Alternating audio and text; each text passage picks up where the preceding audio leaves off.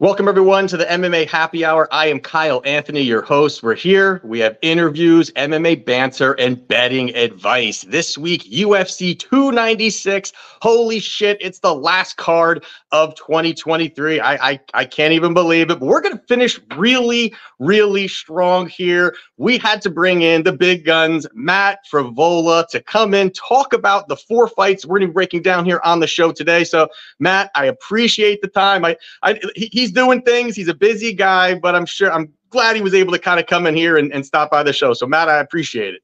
Yeah, of course, man. I'm over here at the gym at Longo's Gym, and we got a big weekend of fights, and I'm pumped for these.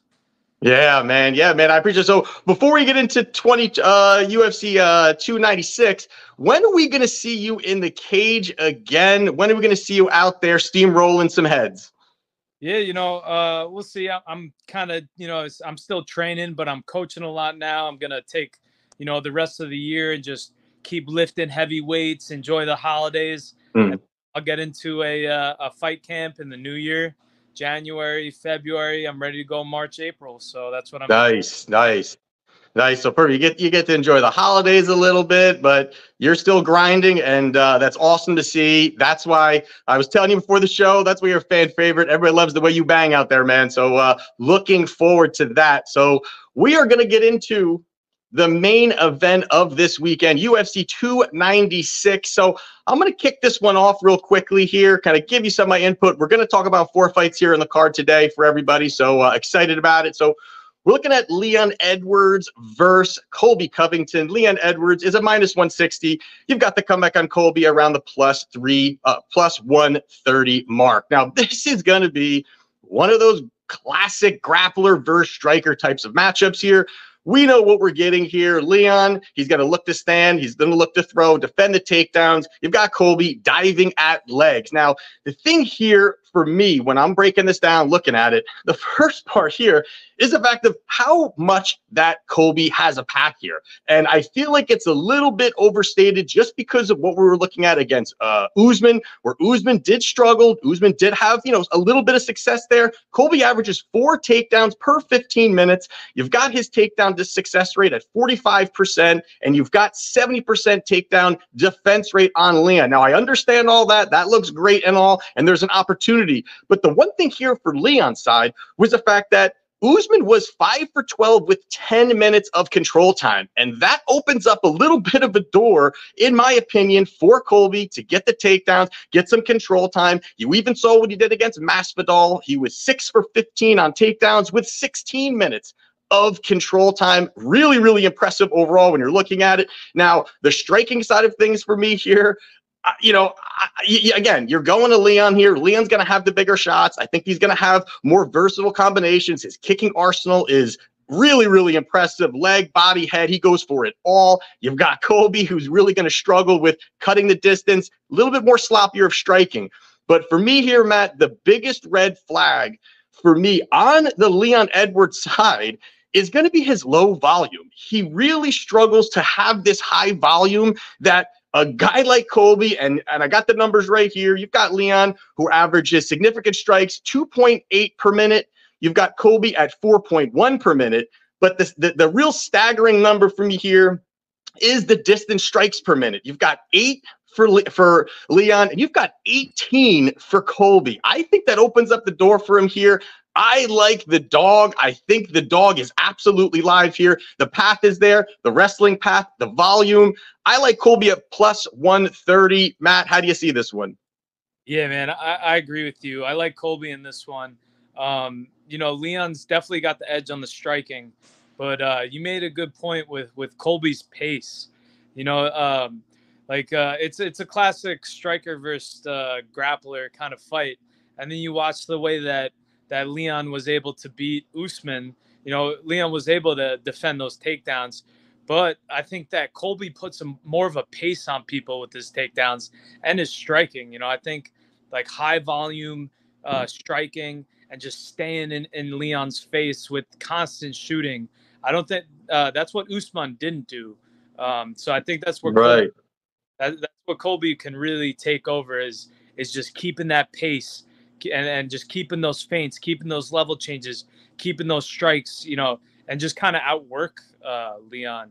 And Leon is he's more of like a technical fighter. He wants to make a pretty like well paid like paced fight where it's not it's not too much, where it's just a pretty kickboxing fight or MMA fight. But I think that Colby's going to make it dirty. Colby makes it into a dog fight, and I think that he could break Leon late in this fight, and I like Leon a lot. He's an amazing fighter, but I got to go with my American brother Colby Covington. I'm hoping that Colby goes in there and brings a belt back to the USA. Yeah, I see, and I think that's a great point that Usman didn't sell out for the takedowns. Colby will. He won't care how many times. I mean, Usman was shooting, but you're right. It was like if you can sell out, smother it, stay on him with the volume. I just think it really is a bad mix for Leon, who I think is who I had Leon. I bet Leon against Usman in the last fight. Here, I just think it's a stylistically a little more of a tougher fight. Plus, I am a little worried, which real quick, I want your take on that he's been, Colby's been out for a year and a half. I mean, do you think that would change anything for him? Or do you think that, hey, you guys always in shape, ready to go, that kind of stuff? I mean, you would be better than me to explain that part of it. Yeah, every fighter's different. For me, like I feel no ring rust, no cage rust or whatever. A fight's a fight. And I think that's the mentality that Colby has. He's put in a lot of training. He's pretty much stayed ready, and I think that's just going to build for him and build his confidence that he knows that he can push the pace on Leon for the full 5 rounds if he has to. Right. All right. So there we go. So we're on the same side there. We're on the same side on that one there. All right. So the next one here we're going to talk about here is going to be Paddy Pimblett, who is minus 330 against Tony Ferguson plus 240. Now, I think this is one that you should possibly kick off here. And the first question is, how badly would you have beaten the living shit out of Paddy Pimblett if he ever took that fight with you? I mean, come on, man. Let's be honest. Let's be real here. Yeah, Paddy's good, man. He's good, but he's most dangerous with his transitional jiu-jitsu, Like the way that he got that rear naked choke on Jordan Levitt. He trapped his arm in a transition and got an easy rear naked choke. I think that's where Paddy's the most dangerous. But he throws heavy shots on his feet. He comes forward, he throws big combinations, but he leaves his chin wide open. He's very susceptible for like counter striking. So I think that's where Tony needs to take advantage. He needs to, be defensively sound on his feet and kind of, outpoint Paddy on his feet. But you never know with Tony, he might like throw some Imanari roll and ground where I think Paddy's, that's his strength. So we'll see, but Tony's a dog. He's a legend.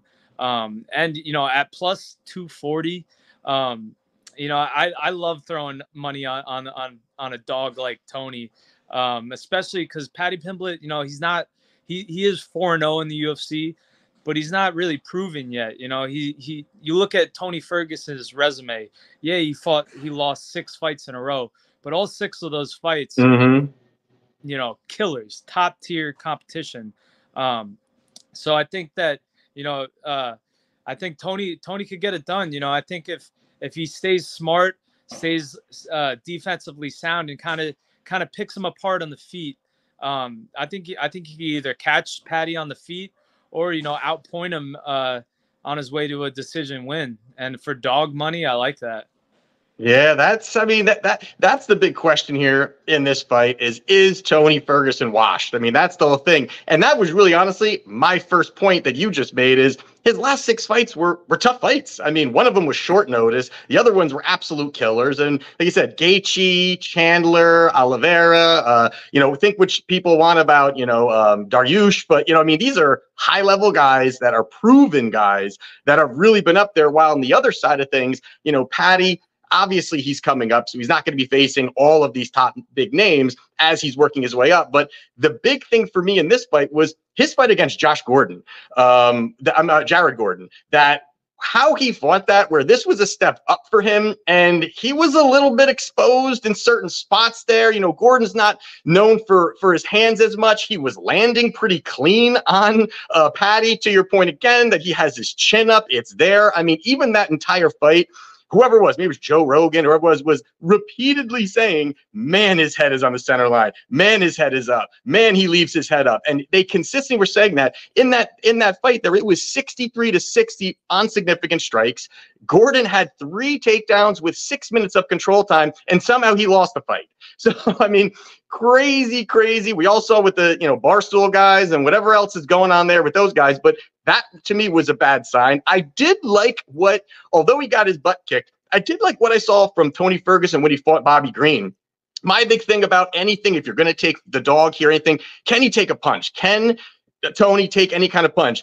Bobby, not known for his big power, but he landed 137 strikes. Really worked him. Bobby is not like somebody like Paddy. He moves very, very crisp from the outside, great combinations, good angles. You know, that's the way Bobby does it. He just kind of outworked him completely. So I don't really think the knockout is really live there for Paddy. I think he can land some damage, but I don't think so. The two guys, again, your point, Justin Gaethje knocked him out in the 5th round after just bludgeoning him for 5 rounds. And then the other one was Michael Chandler, where Tony may have won that 1st round, and then he got his head kicked into the rafters. So, I mean, it was a little bit different of a situation.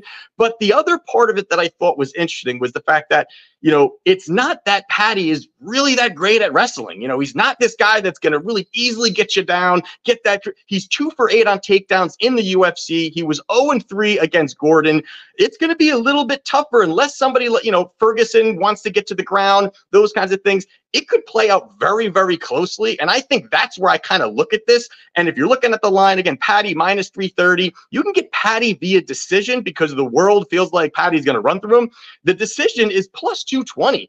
I kind of like that. I think that Ferguson is going to be enough to just survive. I think he's going to have his own moments. He could rock him and just kind of at least push off some of that pressure where if Pimlet's pushing forward, I think that he could land one and that could change it and just push this to the judges' scorecard. So I do like Paddy Pimblett here via points, making it a scrappy one. I don't think he's going to finish him. So I think that's where we're going to go here. So I'm going Paddy Pimblett via points plus 220. Yeah, that's a smart bet because, you know, if it's a close fight and it goes to the decision, you know, Paddy Pimblett might get taken care of a little bit, like against Gordon. A little something for judge number 2 and 3 over there. So I agree with you there. There we go on that one. Now the other one we're talking about here is going to be Cody Garbrandt versus Brian Kelleher. So I'll kick this one off here. I kind of think this one is an interesting one here because of where Cody has been. And this is another situation where, is Cody washed? Is he done now? You know, guy was a champion. He has really fallen down. I mean, if you kind of look at it, because I go back, I rewatch all the fights, and going back and look, I mean, he got, you know, flatlined twice by TJ Dillashaw. Then he came back, fought Pedro Munoz. Pedro Munoz doesn't knock anybody out. He knocks out Cody Garbrandt in the 1st round. Then he fights a Sun Tzu, which a Sun Tzu, it was an absolutely spectacular knockout, but a Sun Tzu was 1-5 out of his last 6. Not, you know, again, kind of heading towards a different part of his career at this point. And then you've got Kara France finished him in the 1st round, and then he beat Trevin Jones, and Trevin Jones is now in an 0-4 run, and and he fought so timid. I can't say scared, but very timid, very protective, very safe, and that it can maybe grab you a win. But if you're fighting a guy that's really going to bring it to you and really go after it, I think Kelleher has a shot here. I mean, I think, and again, the line minus 225, Kelleher is 2-3 out of his last 5, but even him, he lost to tough guys. I mean, he lost to Ricky Simone, hell of a fighter, tough fighter. Umar Nurmagomedov, undefeated, up-and-comer. Obviously, we all know him. And then Mario Batista, who's like on a 5-0 run and has really looked good. So he's losing to really good guys. And I think if he can push that pace, get in his face, make him fight, which I think Kelleher is going to absolutely be willing to do, I think the dog is live here in this spot. I don't, the props for the knockout aren't out yet, but I think there's an opportunity here, possibly, where he can go out there and get the job done. So how do you see this? Do you see the dog, or do you see Cody kind of getting back to it?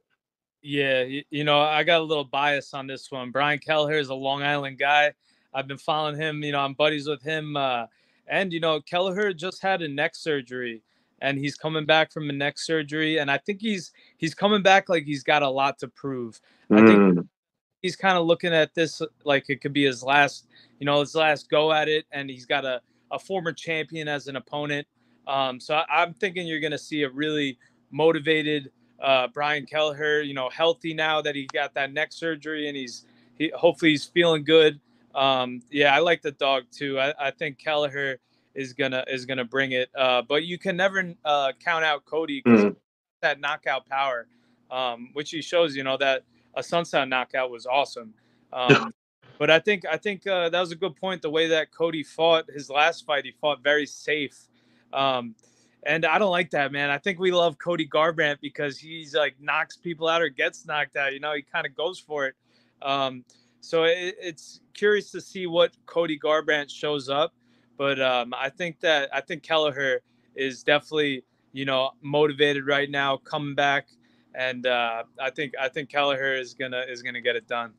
Yeah, I mean, and even the way I look at Cody from before. I mean, I feel like everything declined where it comes from his aggressiveness, his confidence, the competition level has gone down. I mean, everything is starting to go down for a guy that was just on top of the world, an undefeated champ, was all these things, and it is a tougher spot. Do you see if this goes to the ground, who would you favor that has the advantage on the ground, Kelleher or Cody?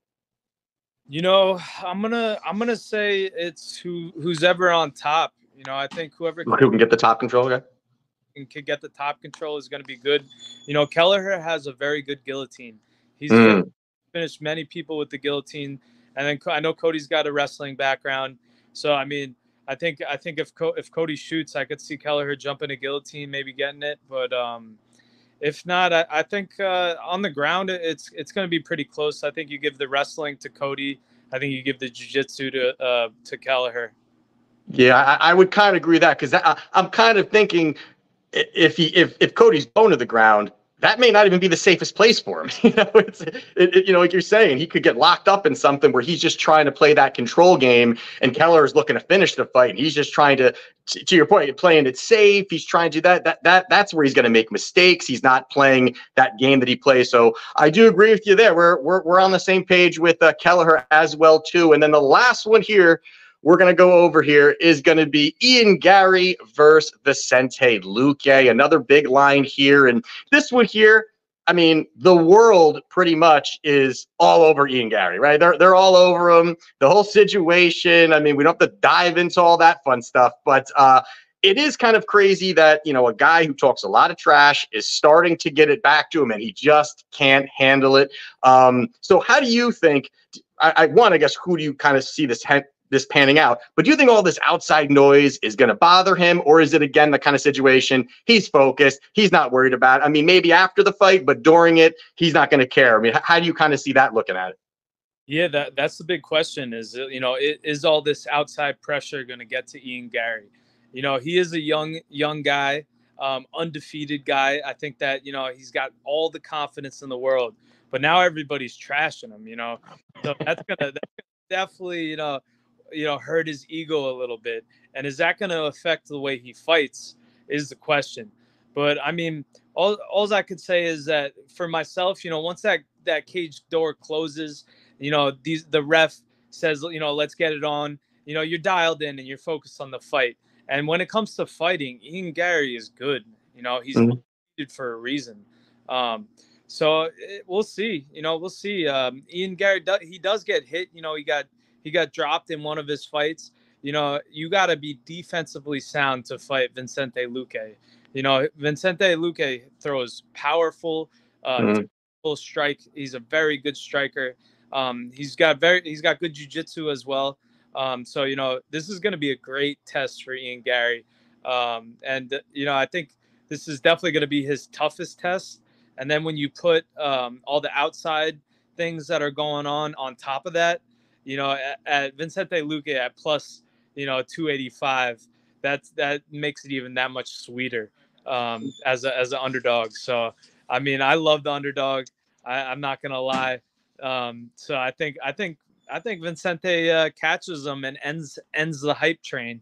Ooh, that's that. I gotta be honest with you. That is where I am leaning also here, man. I mean, I agree with you there. I mean, he's been clipped. I mean, there's no doubt he's good at distance. You know, he's got a fantastic arsenal of kicks. You know, same kind of thing. The angles he's working, a lot of those things he does really well. But he's another guy that can be hit, and he's been hit and dropped by way lesser strikers than Vicente Luque. And I also think the reach being very similar is going to help him get a little closer. And I kind of feel this is a spot where there is so much attention on this fight now on the more on the Ian side, where Vicente could steal a lot of hype. He could put himself back into the mix of everything. Although he was on a nice run. He lost a couple to his Belil and Jeff Neal. So he's lost to a couple tough fighters. But overall, I mean, this is a spot where it's going to be vintage Luque moving forward. He's going to take these shots, I think, pretty well. And back to the leg kicks. I think he can smash those legs of Ian and just change the entire complexion of the game, change the movement of Ian, not allow him to work that distance a little bit. And I think that comes out of him. So I'm the same way. I have no bet on this yet, but I am leaning the Vicente Luque side. And again, like you're saying, the price is too high, is too good. We're 4-1 on Gary in the toughest spot of his career. I can't really go that way. I'm not even comfortable parlaying this in anything. I think this is just one of those, you sit back, you grab a beer, and you just watch these two and see if Ian's going to crumble or see if, he's going to get Vicente out of there. So I'm definitely going to be on that side of the dog plus 285. Yeah, and another aspect about this fight is that these guys were teammates. These guys have sparred each other. These guys have felt each other in the training room, and I think that works to Vicente Luque's his favor more. Because he's the veteran. He's had more fights, more experience. He's older. He could probably learn more from that sparring session than Ian does. And, Ian Gary is undefeated. So, he kind of goes in there with guys who have never felt his style, who've never, experienced what it's like to be in there with him. But Vicente Luque has felt that in training. So I think that he'll be more familiar and he'll be able to make those adjustments that he saw during the sparring and during training with him and be able to exploit that. Yeah, and they even had that he played the phone call to everybody about their he taped them and stuff like that. Then they're at the same camp. I mean, it even that to me, it almost makes it out that Ian feels like he has some advantage over him, that he maybe have felt, oh, this may be a good time to get Vicente, fight him now. This is a good time. It's almost like Patty fighting, a declining Ferguson. It's like, is this the good time to catch him and really elevate myself? And I agree with you on that. So I think it's going to be an interesting one overall to see how that goes. But one thing is for sure, we agreed on every single one of these fights, which is, I guess that means they're all going to win. That's what that means. They're all going to win across the board. There you go. Yeah, I mean, great minds think alike. Yes. We're on the same page, and I'm excited for these fights, man. Yeah, no, it's going to be great. I am excited about the last card of 2023. We back in middle of January. So there you have it. There is the show. There are all the picks. If you want to get the rest of my picks, my client plays, link down in the description. And there you have it, guys. We have UFC 296 coming up this weekend. We will be back in January. Don't forget, follow me on Twitter. Follow Matt on Twitter. Everyone's already following Matt, but follow me on Twitter at Kyle Anthony UFC. And we'll do this again sometime too, Matt. I really appreciate you coming by, man. I really appreciate it. Yeah, thanks for having me, man.